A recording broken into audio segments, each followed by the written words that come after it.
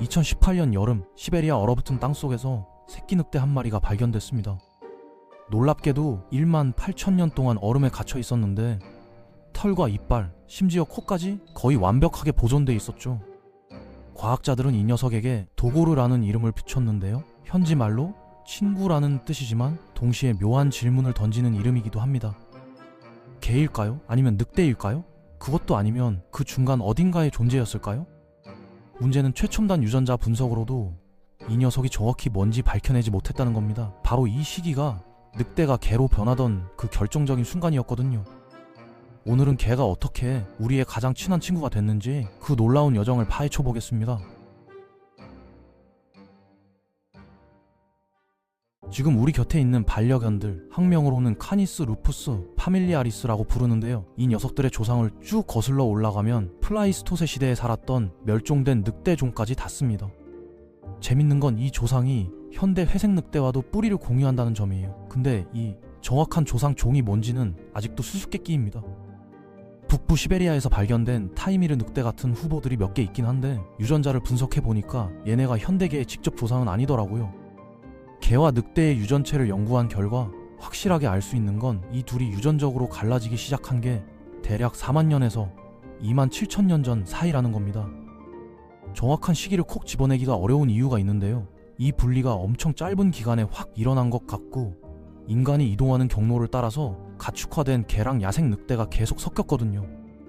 그래서 초창기 개들은 아직도 늑대랑 많이 닮아 있었습니다. 여기서 더 복잡한 게 유전적 분리랑 가축화가 완전히 같은 얘기는 아니라는 거예요. 유전적 분리는 그냥 유전자 풀이 나뉘는 거고 가축화는 인간이 개입해서 행동이나 유전자가 바뀌는 전체 과정을 말하는 거거든요. 늑대와 현대개가 둘 다 갖고 있는 핵심 유전 특성 중에 과사회성이라는 게 있어요.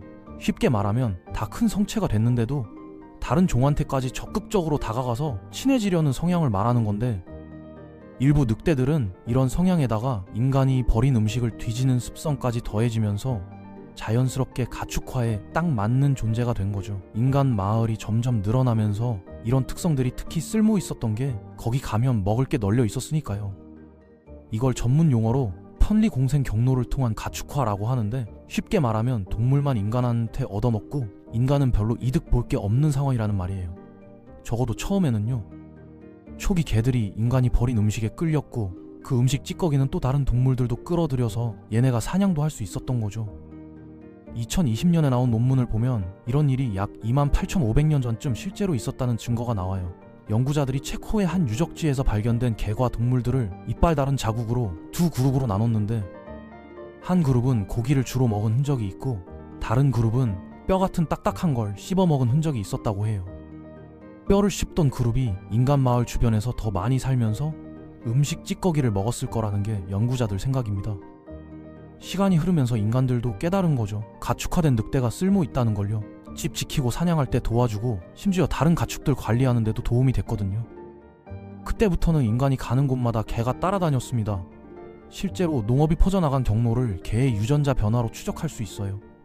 2013년에 과학자들이 늑대의 고기 위주 식단에서 개의 전분이 많은 식단으로 바뀐 것과 관련된 유전자를 찾아냈는데 가축화된 개들은 늑대보다 AMY도-B라는 유전자 복사본이 훨씬 많습니다. 이게 뭐냐면 췌장에서 나와서 전분을 분해하는 효소를 만드는 유전자거든요. 사람들이 전분을 많이 먹기 시작한 건 보통 농사를 지으면서부터인데 밀이나 쌀 같은 거 말이에요. 인간 마을에서 사는 개들도 사람들이 먹는 거랑 비슷한 걸 먹었을 테니까요. 개가 언제 가축화됐는지 알아내는 것도 어려운데 이게 한 번 일어났는지 여러 번 일어났는지도 논쟁거리였어요. 고양이처럼 개도 2번 가축화된 거 아니냐는 주장이 있었는데 2016년에 연구자들이 유럽 개랑 아시아 개 사이에 유전적 차이가 개들이 그 지역에 나타난 다음에 생긴 것처럼 보인다고 발표했거든요. 그러니까 유럽이랑 아시아에서 각각 따로 가축화가 일어났다는 얘기였죠. 근데 2017년에 또 다른 연구가 나왔는데 개가 딱 한 번만 가축화되었을 수도 있대요. 독일에서 발견된 엄청 오래된 개 2마리의 유전체를 연구했더니 이게 무려 2만 년에서 4만 년 전까지 거슬러 올라간다는 겁니다. 한 개는 7,200년 전 거고 다른 하나는 4,700년 전 건데 얘네를 현대 늑대랑 개랑 비교해봤더니 둘 다 유전자의 70%에서 80%가 유럽 혈통이더라고요. 이 연구는 유럽 개랑 아시아 개가 갈라진 시점을 2010년 연구보다 훨씬 더 옛날로 잡았어요. 그 정도면 가축화가 딱 한 번만 일어났을 가능성이 충분하죠. 결국 2번 따로 가축화된 게 아니라 하나의 개통이 쭉 이어진 거라는 얘기입니다. 이 모든 게 정확히 언제 어떻게 일어났는지는 아직 연구 중이지만 확실한 건 사람들이 자기네 개한테 애착을 갖기까지 그리 오래 안 걸렸다는 거예요. 이 유대감은 고고학 기록, 특히 무덤에서 확인할 수 있거든요. 유럽, 아시아, 아프리카, 북아메리카 전역에서 후기 플라이스토세부터 중기 홀로세까지 이어지는 개 무덤들이 발견됩니다. 이 개 무덤들이 특별한 이유는 많은 경우 사람 묻는 방식이랑 정말 비슷하게 처리됐다는 거예요. 죽어서도 정말 가까운 동반자로 대접받았다는 얘기죠. 예를 들어 약 9,000년 된 시베리아 묘지에서 발견된 수컷 개 하나는 큰 사슴뿔로 만든 숟가락 같은 유물들이랑 같이 묻혀 있었어요. 이 개는 나이든 성체였는데 죽을 때까지 어느 정도 아문 상처 자국이 있었대요. 살아있을 때 돌봄을 받았다는 증거죠. 척추뼈의 화학 성분을 분석해봤더니 이 개가 먹은 음식에는 육지 자원이랑 물에서 나온 자원이 다 포함되어 있었고 그게 그 유적지 사람들이 먹던 거랑 비슷했대요. 개랑 인간이 정말 가까이 살면서 심지어 음식도 나눠 먹었을 거라는 얘기예요. 어떤 문화권에서는 개랑 사람을 같이 묻는 경우도 있었는데 사실 알려진 가장 오래된 개 무덤이 딱 그래요. 약 1만 6천 년 전 독일에 묻힌 강아지가 사람 시신 2구랑 같이 발견됐거든요. 이집트에서도 개들이 주인이랑 같이 묻혔는데 개들이 주로 사냥이랑 경비에 쓰였거든요. 왕가의 계곡에 있는 무덤에서 발견된 미라개도 그랬을 것 같은데 근처에 묻힌 왕이 가장 아끼던 사냥개였을 거래요. 수천 년에 걸쳐서 가축화 때문에 개들한테 신체적으로나 유전적으로나 변화가 생겼습니다. 초기 개들은 대부분 서로 비슷하게 생겼는데 인간의 여러 가지 필요를 채우려고 새로운 품종들이 개발됐고 털 색깔이랑 질감도 다양해졌죠. 이런 변화는 대부분 인간이 개를 데리고 지구 곳곳을 돌아다니면서 새로운 개 집단을 만났을 때 서로 섞이면서 일어난 겁니다. 지금은 수백 가지 개 품종이 있지만 대부분 사실 그렇게 오래되지 않았어요. 빅토리아 시대 영국에서 도구쇼가 생기면서 만들어진 거거든요. 개들은 원래 음식 때문에 우리 조상들한테 다가왔지만 결국 우리랑 유대감을 쌓았고 수천 년 동안 우리랑 같이 일하고 살았습니다.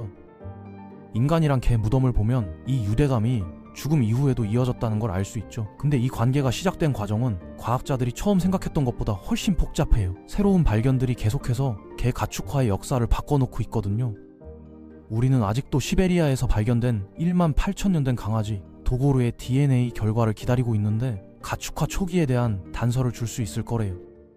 도고르가 개였는지 늑대였는지 아니면 그 중간쯤이었는지 밝혀지면 인류랑 개의 관계가 시작된 정확한 시점을 더 명확하게 알 수 있을 테니까요.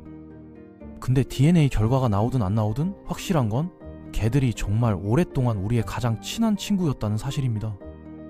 음식 찌꺼기 뒤지던 야생 늑대에서 시작해서 지금 우리 곁에서 꼬리 흔드는 반려견까지 이 여정은 단순한 가축화를 넘어선 진짜 동반자 관계의 역사였죠. 그리고 그 관계는 지금도 계속되고 있습니다.